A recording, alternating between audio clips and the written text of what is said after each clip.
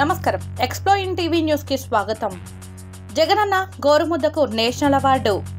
పేద పిల్లలకు చదువు భారం కాకూడదని 1995లో అప్పటి కేంద్ర ప్రభుత్వ పాఠశాలలోని విద్యార్థులకు మధ్యాహ్న భోజన పథకాన్ని ప్రారంభించగా ఆ తర్వాత వచ్చిన ప్రభుత్వాలు వాటిని కొనసాగిస్తూ వచ్చాయి. కానీ సీఎం జగన్మోహన్ రెడ్డి మాత్రం విప్లవాత్మకమైన మార్పులతో జగనన్న గోరుముద్దగా ఈ పథకాన్ని ముందుకు తీసుకువెళ్తుంది.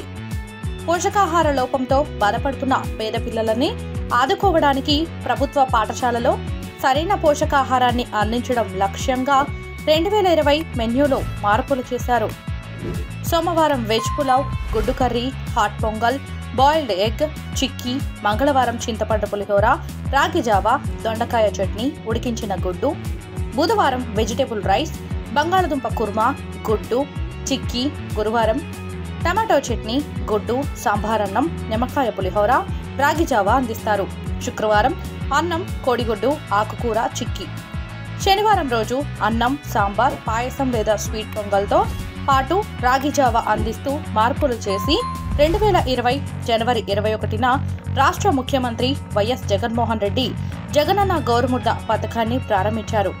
కౌమార దశలో ఉన్న పిల్లల్లో రక్తహీనత నివారణ కోసం చేస్తున్న సేవలకు ఈ పథకానికి జాతీయ స్థాయిలో గుర్తింపు లభించింది. జగనన్న గోరుముద్ద పథకానికి జాతీయ స్థాయిలో ప్రథమ బహుమతి లభించింది.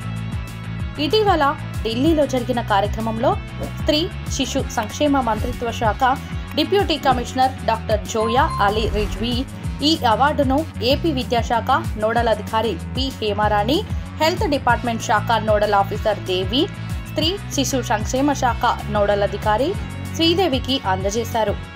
జగనన్న గోరుముద్ద పథకంపై ప్రశంసలు కురిపించారు. ఇంతేకాకుండా సీఎం జగన్మోహన్ రెడ్డి పిల్లలపై పౌష్టికాహార విషయంలో తీసుకున్న ఈ నిర్ణయాన్ని కొనియాడారు. ఈ అవార్డు రావడంపై ఏపీ మంత్రులు, ఎమ్మెల్యేలు హర్షం వ్యక్తం చేశారు.